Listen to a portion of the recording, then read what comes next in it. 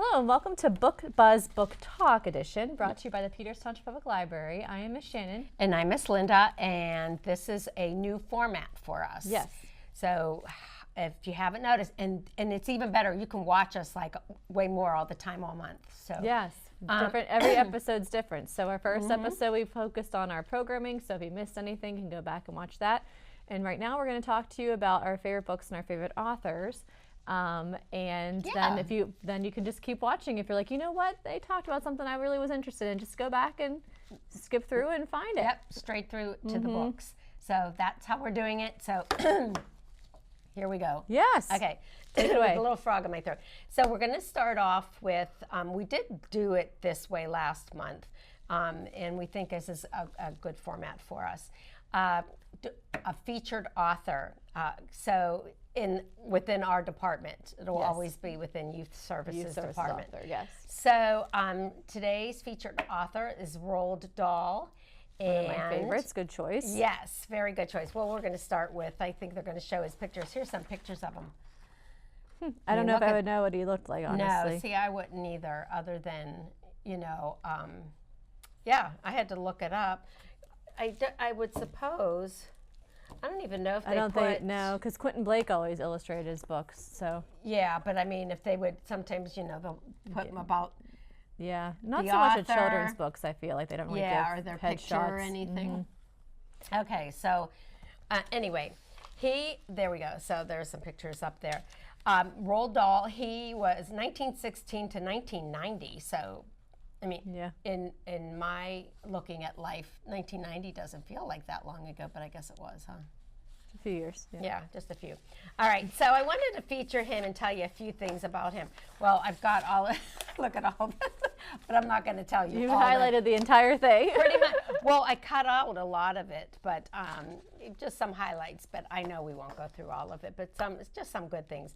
He was a British author of children's literature, obviously, and short stories. He was a poet, screenwriter. And I love this because I think of Snoopy. Because they call him a wartime fighter ace. Oh, like Snoopy when he the Red Baron when he rides on his house. That's what I'm picturing. And they did. They had pictures of him in his gear. Oh. He actually did that. He served in the Royal Air Force during the Second World War.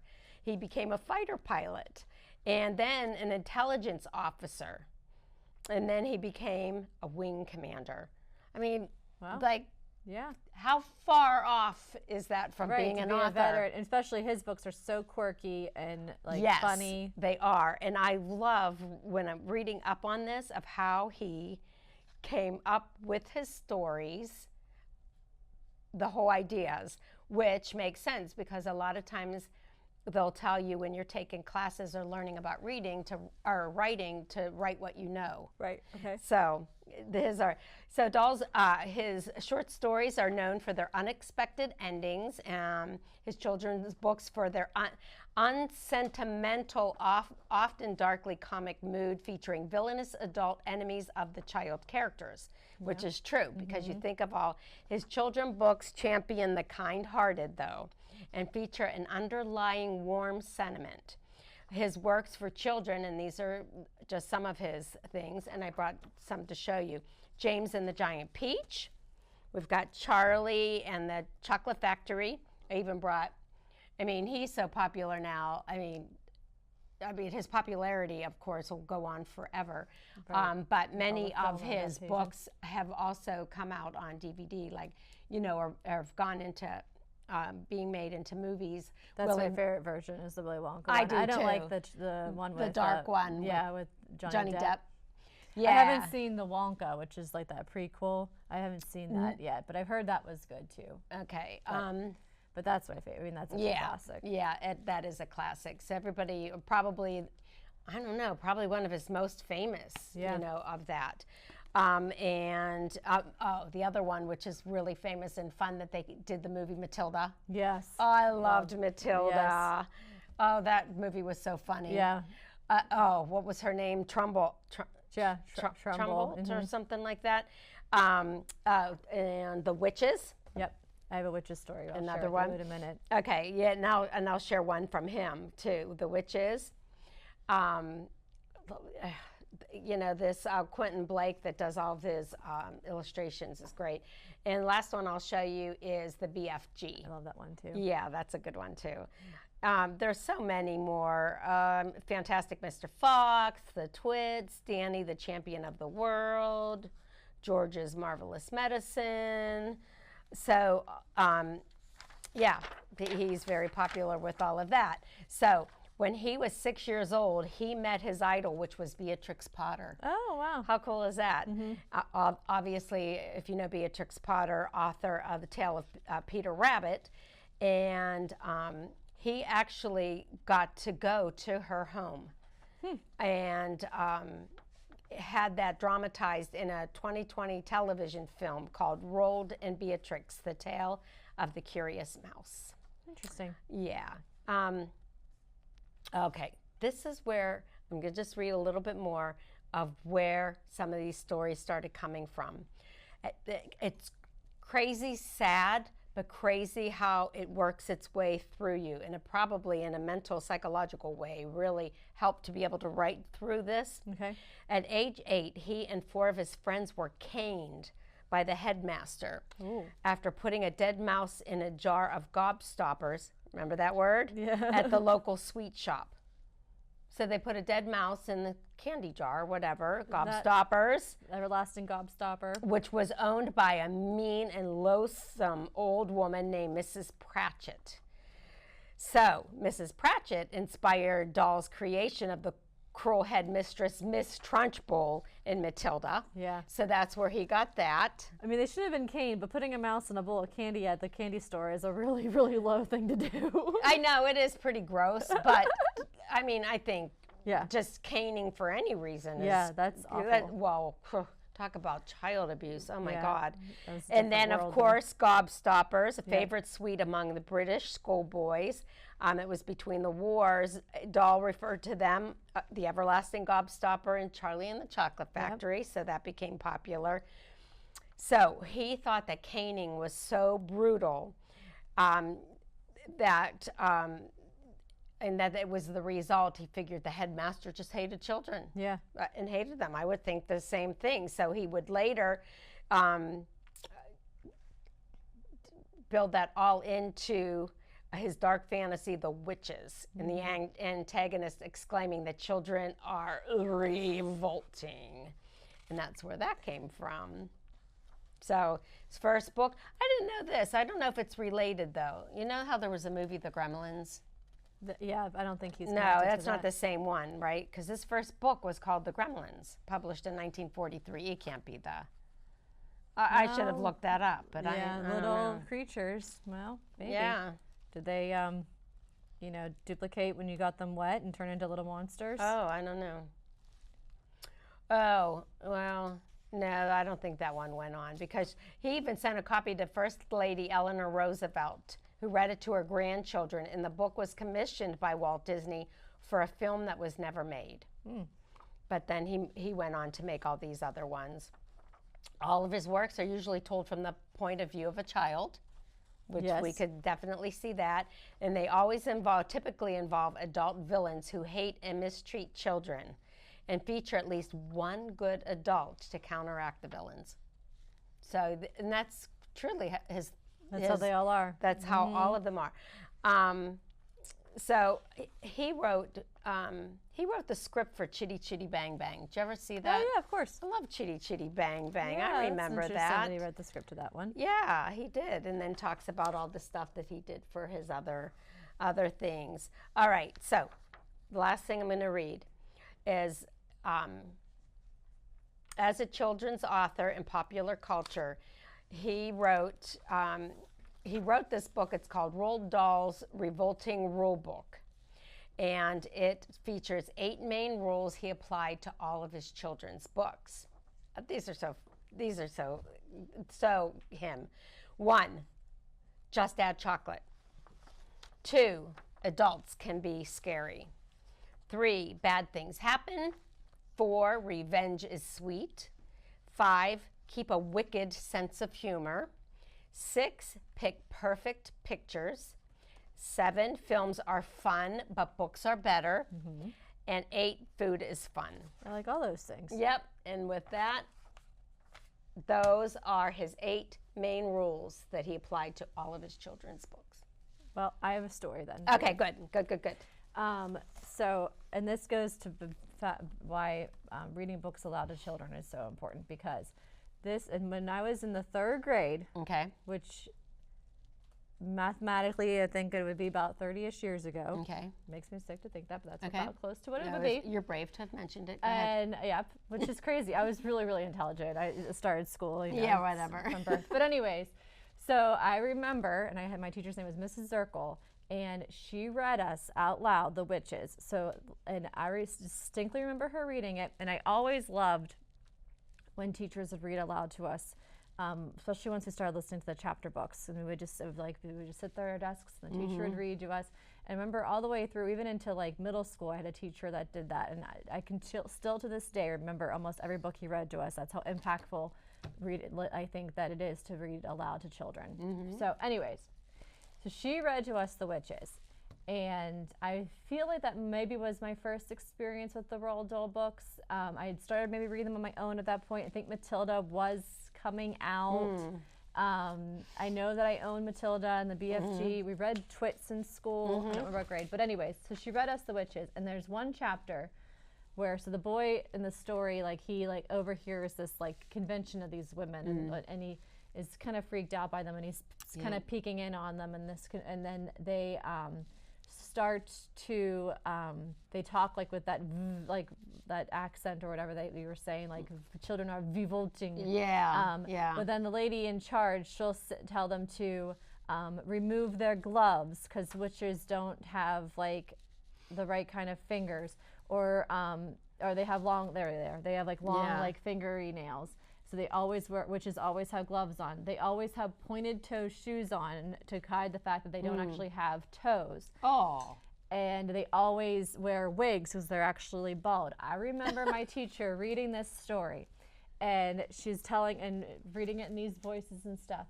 And she is wearing gloves, which was kind of unusual. Oh, no. She sticks her foot out from underneath the desk, and she's got pointed-toed heels funny. on. Oh, boy. And then the whole time she's reading, she's scratching her head like she's wearing a wig. And I was like, and I bet like my closest friend to this day, we met in the 3rd grade, and I'm curious to say to her, like, Candace, do you remember Mrs. Zirkle scratching her head while she was reading The Witches to us? Because she really was a witch. Yeah. I really, oh, yeah. like she I could see purposely you. did that. And like, and she was like an older teacher. She kind of had the witch vibe going for her too. Like, to Wow. this day, I remember all of that. That's so cool. Now, that's a cool way for her to have gotten it. I mean, look at you've never forgotten it. No, and I mean, and to this day, he's one of my favorite authors. I still own most of the copies of the books that I had as a child. Like, I knew I have my, like, it's in Lucas's room, but my copy of The Witches. I didn't really care for the James and the Giant Peach as much, but The Witches I That love. wasn't one of my favorites either. I love the BFG. The BFG we read in the 4th grade. I remember that teacher reading it, but she didn't stand out as much as, with those pointed-toed shoes and that itchy head. Oh, God. That's a good story. Yeah. That is a really good So story. the moral is, you never really grow out of liking to be read No. to, and I really think it's important to read books aloud to children, no I matter agree. what age they are. I agree. I mean, just like us with our audiobooks, the same thing.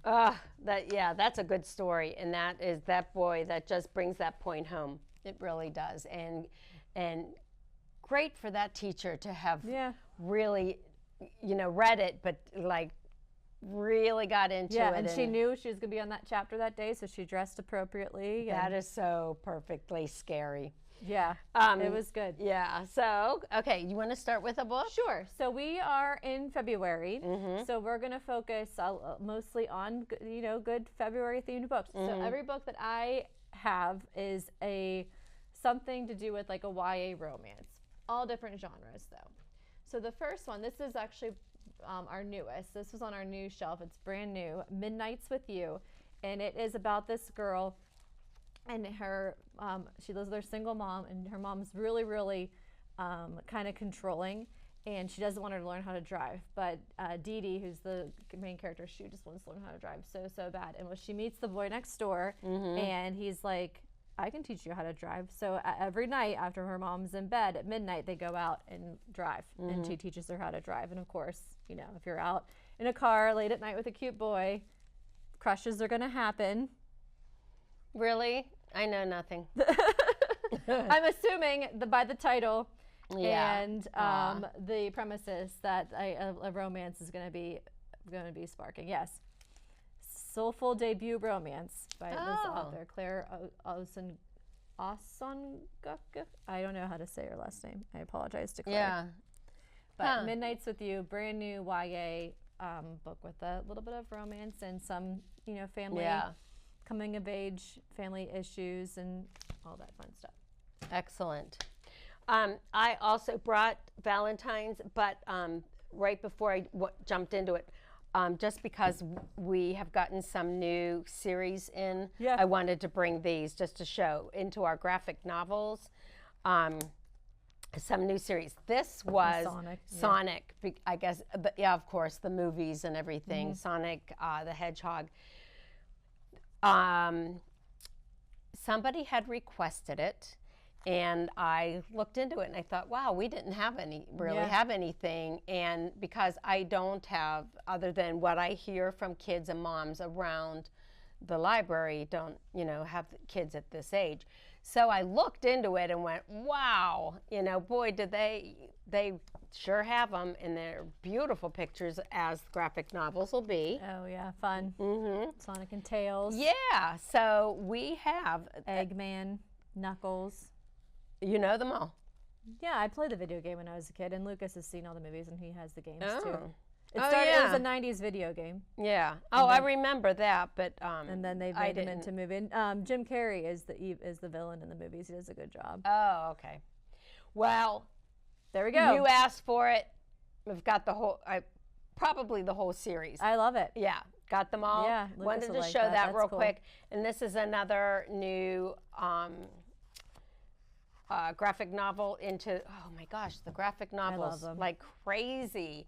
I mean, we're going to need a whole nother area for the graphic novels. Cat Ninja. Cool. Yeah, so another one. And you know, and I always want parents to not dismiss the graphic novel, because sometimes the graphic novel is that stepping stone that to take your non-reader and make them into a reader. Right. Because then there's other books that kind of like combine that graphic novel like Absolutely. feel with more text. So we recently had that. We had a mom that her son loved graphic novels, and she was trying to make him, you know, move on to something else. And I was like, well, don't dismiss the graphic novel, though. That is really great. But we were able to also give her like Geronimo Stilton, which is also heavily illustrated and in color, but has a little bit more text to it. It's not really a graphic novel. It's just a novel that includes more illustrations than some. And that was a really good stepping stone for him to kind of branch out into another genre. So, absolutely. You know, we do say that all the time. Don't discount that. And also, as you'll find as you're going through the graphic novels, as we know, that more and more of the popular books are being turned into graphic novels. Yeah, even the classics. Yes. Oh, yeah. We have classics that are graphic novels. Yeah, it's not going to be word for word for it, but the it tells there. It's there. The story is there. Your kids learn. They're learning about like Romeo and Juliet in a classic graphic novel version. So why not? Yeah. Yep. I read the graphic novel version of To Kill a Mockingbird because I was going to see the play, and that was not a required reading when I was in school, so I missed that. Yeah. And I wanted to know the story a little bit better. I didn't care to watch the movie because I would rather see the play anyways. Yeah. And so I read the really graphic novel. Needed the gist of it. Yeah, but I wanted to know what was going to go on, and so I read the graphic novel version of it. And it that was helped? Beautiful. Yeah. It was great. Good. Highly recommend. Yep. So, and like that's in the teen area, of course, but we do have them for all ages of the classics too. Yep. Okay, so another romance. This is one of my favorites. We love those romance books. New. This was new when I kind of first started, so it's been around for a while. I remember that one. But Eleanor and Park, and I love it because it takes place in the 80s, and it's about these two kind of like two teens, Eleanor and Park, and they're kind of both outcasts for whatever reason. And they sit with each other on the bus because there's no one else to sit with. Not because they want to, but because there's nowhere else to sit on the school bus. And Park always has his Walkman, which is before you could listen to things on your phone. Right. They had these cassette tapes that had music on them, and you could listen to that with your headphones. So they share a set of headphones, and they listen to all the music on his tape deck. And that's kind of how they communicate for the majority of the story, is just through songs. He makes mixtapes with new songs that he wants her to hear, and that's kind of how they connect, is through music. So I love that idea of connecting with someone just through music like that.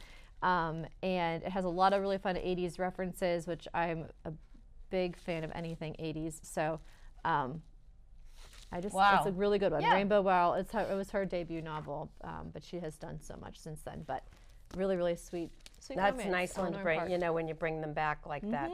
This is brand new. Oh, look how cute. Not even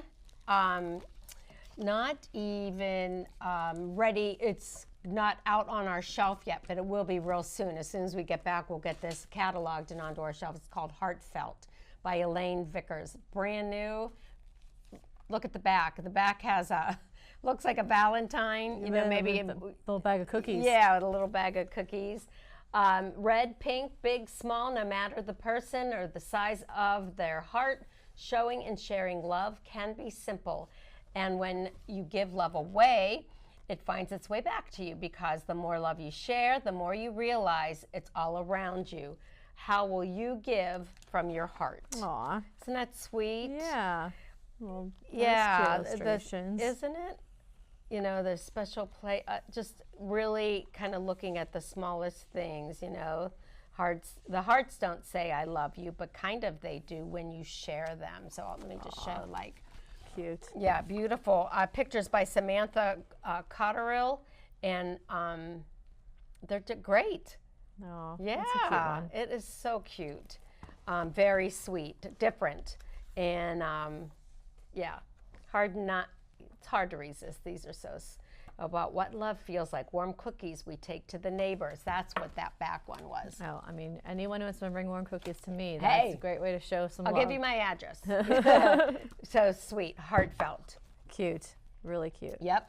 Well, that has heart in it, so I'll go with that too. This Okay. one's called You, Me, and Our Heartstrings. This is a relatively newer book as well. And it is about Daisy and Noah, and they are musical geniuses. They're both students at Juilliard, and Oh, boy. which I always love stories like that to begin with. Anyway, so Noah is a cello prodigy from a long line of musicians, and Daisy is a fiercely independent disabled violinist, and she's used to having to fight for what she wants and take risks. Well, the two of them are asked to do a duet together, and their performance goes viral. And the rest of the country ends up falling for them as if they were a couple together, and they create this whole love story for them that isn't necessarily true. It's just they had to make this musical piece together. So it's called You, Me, and Our Heartstrings. Aw.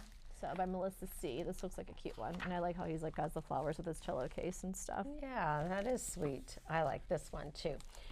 This isn't a new one, but when I was reading this again, it is so sweet. It's called If You Were My Valentine by Lynn Plord, and look how sweet. Anything with Valentines and animals. Oh yeah. And we got little doggies and things. If you were my Valentine, I would jump with joy. Valentine's Day is for cuddles, sweet treats, silly games, and spending time with the ones we hold dear. Join all kinds of animals and their Valentines, from rabbits and puffins to cougars and otters to a bigger than big whale, in this cozy picture book, Celebration of Love. Oh, cute. Isn't that sweet? And even the back, here we go. The There's back. all the little animals on it. Yeah.